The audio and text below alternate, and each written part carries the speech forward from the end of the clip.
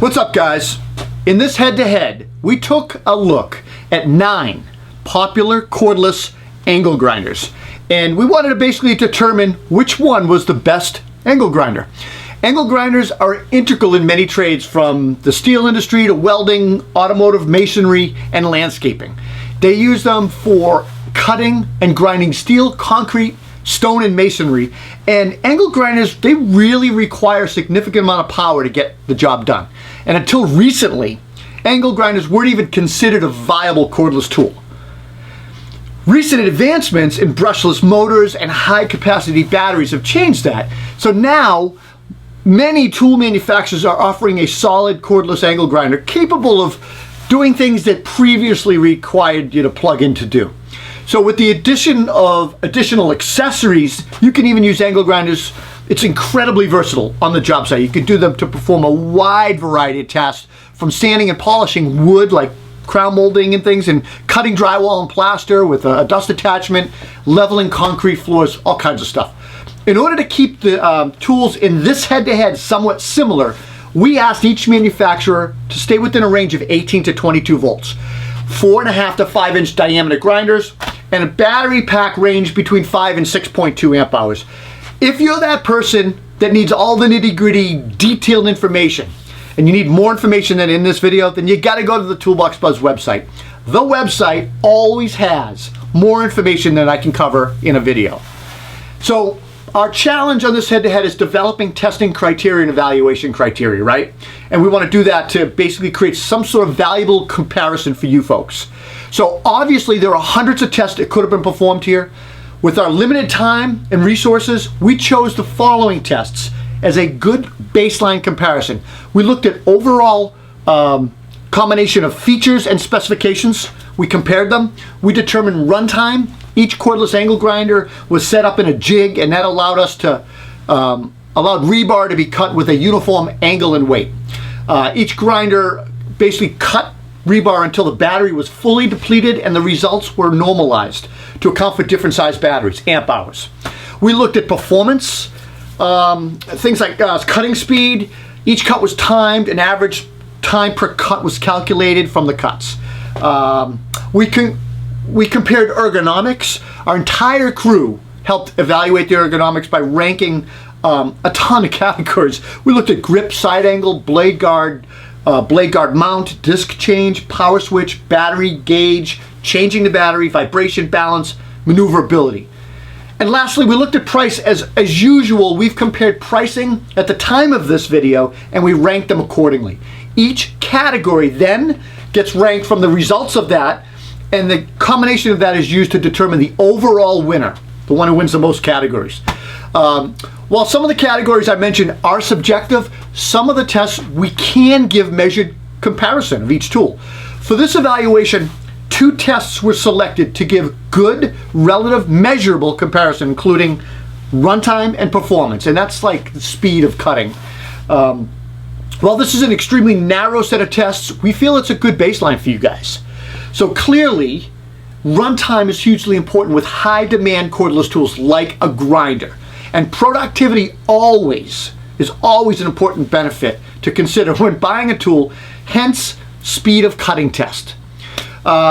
Testing materials. So in this head-to-head, we looked at several different types of steel and concrete stuff in order to get a good perspective on performance. So some of the materials that we used in our testing, we looked at, we cut 5/8 inch rebar, we grinded and polished 3/8 plate steel, we cut and polished 1 inch J-bolts, 1/4 inch thick channel stock, we grinded off thin set mortar applied to concrete block, CMU block.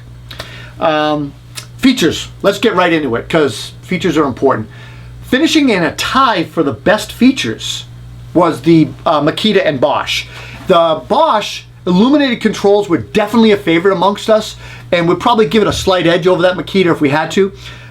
Tied for second was DEWALT, Hilti, and Milwaukee. And third was Metabo and Metabo HPT. This section of the evaluation considered 10 categories, and that included things like a toolless locking nut, the LED lighting, multiple disc sizes, capabilities, variable speed, if it had it or not, and how good it was, toolless guard, battery gauge, whether it was on the tool for better visibility or just a battery, and Bluetooth connectivity, which could include remote dust control, tool customization, tool crib features. And lastly, we looked at electronic clutching, drop control, and restart protection. After looking at all this, though, there are several standout features that I really think affect performance and safety, and not all the grinders had these features, so I want to talk about them a little bit. There was only 2 tools that come stock with a toolless lock nut, and that's the DEWALT and the Milwaukee. This is a great feature, guys. This saves time, and I like that. Toolless locks can be purchased separately on that Hilti and the Metabo, but they're not standard. Variable speed. So the Bosch has this illuminated push button control that has three different sets of speeds, 3 speeds. The Hilti has a 6-step dial, and the Makita has a stepless kind of dial for variable speed. And that's going to allow you to these tools to be used for additional tasks, right? You can control them better. Grinding stainless steel maybe, polishing stone or ceramic surfaces, stuff like that. The Bosch and the Makita both have battery gauges both on the tool and on the battery, and this is a way better visibility for seeing where you're at. The Bosch is unique in that its battery life is actually shown right on that illuminated display. These onboard gauges really help visibly and let you know where your battery is without having to stop and kind of flip the tool over and press the button. So I like that, the crew liked that. One feature unique to the Metabo was a rotating battery pack. We love this, about 270 degrees, and it allows you to basically get into better angles and tighter spots that you might not be able to do with a fixed battery. A bunch of the tools came equipped with safety clutches, and that's basically going to shut the tool down when the wheel binds up during grinding and cutting, and that's standard in Europe. The Bosch, DEWALT, Hilti, Makita, Metabo, and Metabo HPT all have a safety clutch. Another unique feature on the Bosch is called drop control, and that automatically shuts the tool down when dropped. This feature primarily, I guess it's up on staging ladders or even just on a step ladder. It's going to be useful. All of the grinders except one had restart protection. Now, restart protection ensures that if the battery runs out of charge and a new pack is installed while the switch is still on, the grinder will not turn on. You got to recycle that switch. Great safety feature, and I think it's something we're going to see standard across the board. Makita. Makita has a really nice remote dust control option. Their automatic start wireless system, they call it AWS. It utilizes Bluetooth technology for wireless powering on and off communication between the grinder or any tool that they have it with and their dust extractor. We loved it. Let's talk about our testing stations. We want to basically remove human user variability in our test results. We look for building jigs and rigs that provide repeatable, consistent, fair results. This helps us eliminate questions from you and everybody else about whether a tester was maybe pushing harder, holding the tool at an angle, strange angle, or something like that, which would alter the results. So we put together some testing stations in our head-to-head. The first station that we used was a jig, and it was done for that reason. And then we did 2 additional stations that we used the grinders freehand. The 2 freehand stations we used to give our testers hands-on experience for subjective ratings and ergonomics. We get it, subjective. Station 1 was our performance rebar cutting sled. Cutting sled removes human error and with regard to cutting angle and pressure. Sled's used for both runtime calculations and performance, cutting speed. And we cut 5/8 rebar. The sled was designed to hold each cordless grinder with its cutting disc 90 degrees to the rebar, facing up so we could change the disc. The sled was designed to roll on a linear cutting motion. Force basically caused during the cutting is applied by a 7-pound weight which was under our table, and it was transferred to the sled via cables and pulleys. So each cut was done using the same applied force across the board. And each grinder used a new Metabo metal abrasive cutoff disc, and each disc was changed after 17 cuts. We also looked at removal of thin set CMU block, and testers basically removed thin set from these CMU blocks with a grinding wheel. Diamond cup grinding disc and dust shrouds, and attached to a Bosch HEPA vacuum. And this station basically allowed our testers more hands-on time with the tools, basically helping with ergonomics evaluation later in the testing. And our last station was steel cutting and grinding. This was freehand, and the crew used the cordless angle grinders to basically remove surface material from steel angle and angle bars. And again, it gave the crew increased hands-on with grinding and polishing for further evaluation.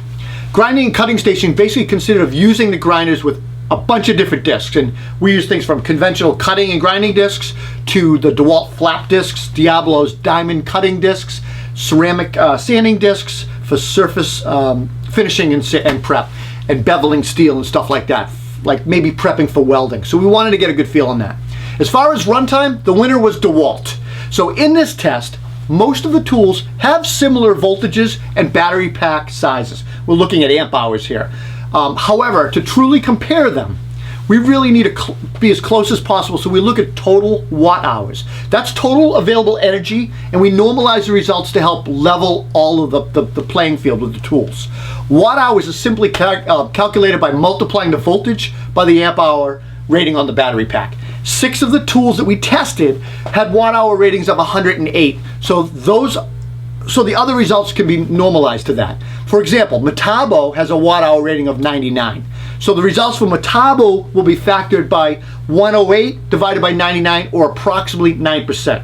Metabo has a 5.5 amp hour pack, and if it had a 6 amp hour pack like the others, it would have likely have done 9% more work.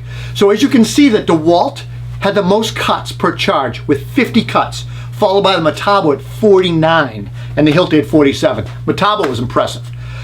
50 cuts in 5/8 rebar, which is with a cordless angle grinder, is pretty impressive. So clearly these new generations of cordless grinders have the ability to do serious amount of work per charge to keep up with job site demands. Let's talk about speed, performance, speed. The winner of that was Metabo. The next test, this test was basically performance speed test, and basically we were timing how long it took to cut that 5/8 inch rebar throughout our runtime test, and we were timing things as well. We averaged each tool to calculate the average cut per rebar, and these results provide a lot of insight into the cordless angle grinder's disc speed, but really the combination of torque and speed, which results in overall time to complete that task. So as you can see, Metabo came in first place, followed by Milwaukee and Ryobi. Metabo was nearly twice as fast as Rigid.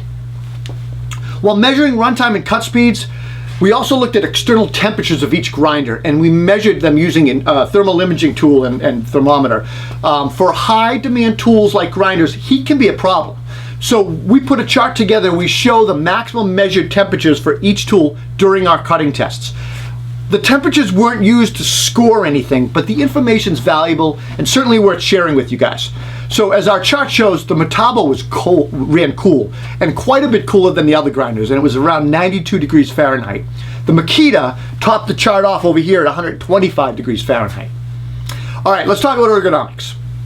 The winners of that were Hilti and Makita, and for ergonomic evaluations, the team looked at grips, side handle, blade guard mounting, disc change, power switch, battery change, vibration balance, maneuverability, and braking speed. So for each category, the team ranked 1, 2, or 3, 1 being the best. And for the brake speed, we measured the time for the disc to come to a complete stop. And we ranked it number 1 if the grinder stopped under a second, number 2 if the grinder stopped between 1 and 2 seconds, and it got a 3, the worst ranking, if it took longer than 2 seconds to stop.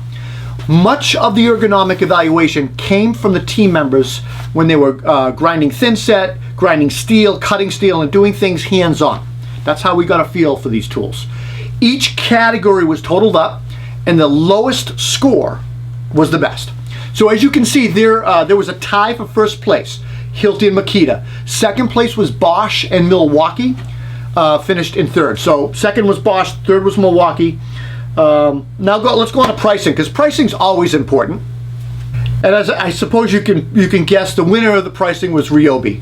For this head-to-head, we're using a different approach for our approach for our pricing evaluation. In the past, we tried to come up with kit pricing, and if the kit pricing wasn't available, we looked at the bare tool plus the battery pack plus the charger. That seemed to be a bit inconsistent, so this time the pricing is based solely on the bare tool. Every manufacturer offers a bare tool pricing, and this way you figure it out. The battery pack's not a factor. So below in our chart, we show the pricing at the time of this video for each bare tool. There are 3 distinct groups in these grinders. So coming in around $100 was Ryobi, Bosch, and Rigid, which I thought was great. Just about under $200 was DEWALT, Hilti, and Metabo HPT, and topping over $200 was the Makita, Metabo, and Milwaukee. As we always do these, we're going to rank them based just on cost, as cost is a factor for many users when combined with other results. So finishing first place for price was Ryobi, followed by Bosch and Rigid in second, and third place was DEWALT. So guys, I know you're dying to know who has the best 4.5 inch to 6 inch angle grinder. Well, it was DEWALT. As usual, the head-to-head competition, it's close, and at the end of the day, the Toolbox Buzz crew has to pick a winner. And the DEWALT is our winner of the best 4.5 to 6 inch cordless angle grinder. The DEWALT edged out of the competition by 1 point. So keep that in mind. It finished first place in runtime.